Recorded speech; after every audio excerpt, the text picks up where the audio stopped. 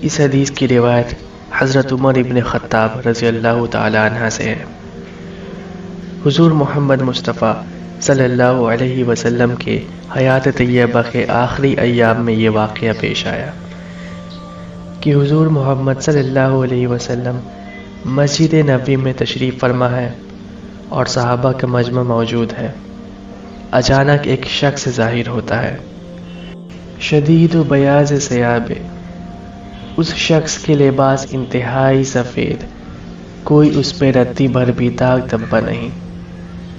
شدید و سواد شعر، بال انتہائی سیاہ کالے چمکدار، کوئی اس پہ گرد و غبار بھی نہیں۔ ولا يعرفه منا احد، صحابہ میں سے اس شخص کو کوئی جانتا بھی نہیں تھا، اور نہ اس شخص پہ کوئی باہر سے آنے کے آثار تھے۔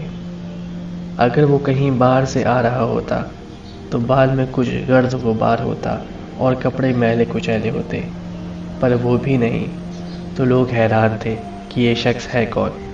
اور مزید وہ شخص بغیر دائیں بائیں دیکھے سیدھا صحابہ کے مجمع سے گزرتا ہوا آپ صلی اللہ علیہ وسلم کے ٹھیک سامنے جا کر بیٹھ گیا۔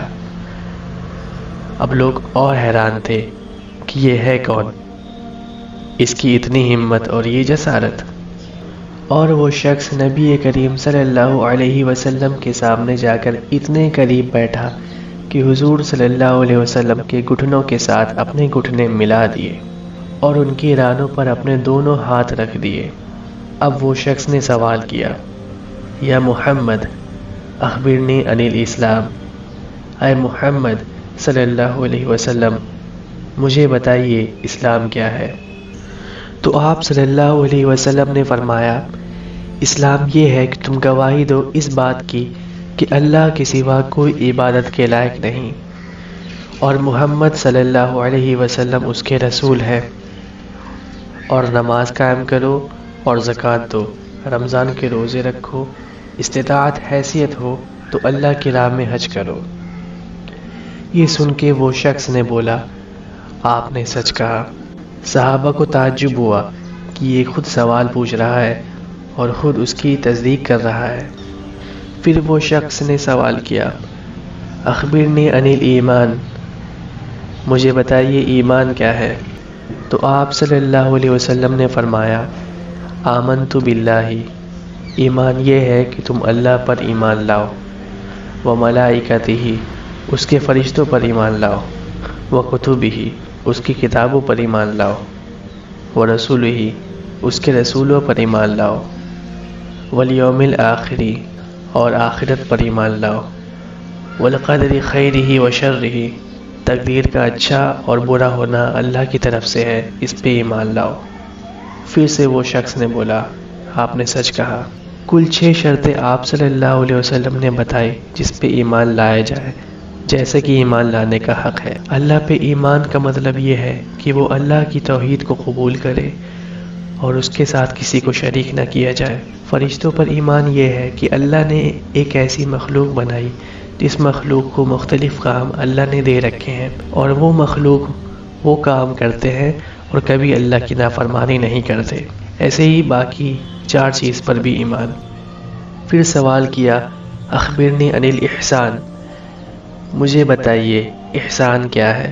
تو آپ صلی اللہ علیہ وسلم نے ارشاد فرمایا، احسان یہ ہے کہ تم اللہ کی عبادت اس طرح کرو جیسے تم اپنے رب کو دیکھ رہے ہو، اور اگر یہ تصور نہیں آ سکتا تو یہ تصور رکھو کہ تمہارا رب تمہیں دیکھ رہا ہے۔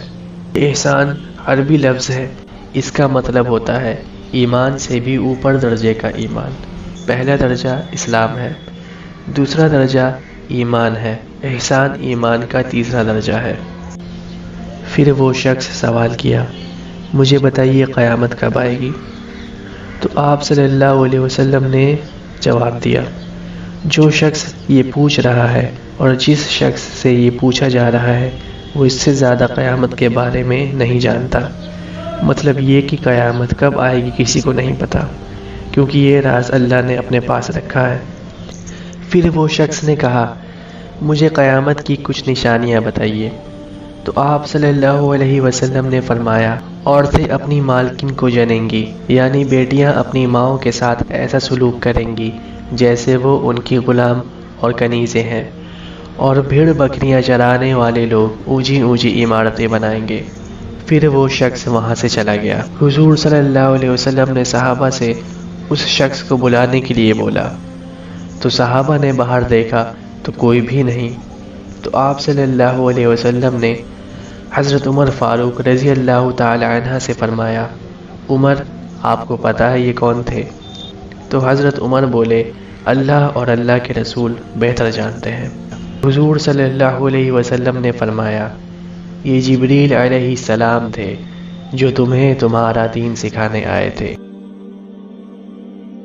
یہ حدیث صحیح مسلم اور صحیح بخاری میں موجود ہے، اور یہ بہت ہی ضروری حدیث ہے کیونکہ لوگوں کو اکثر یہ نہیں معلوم ہوتا کہ اسلام کیا ہے اور ایمان کیا ہے۔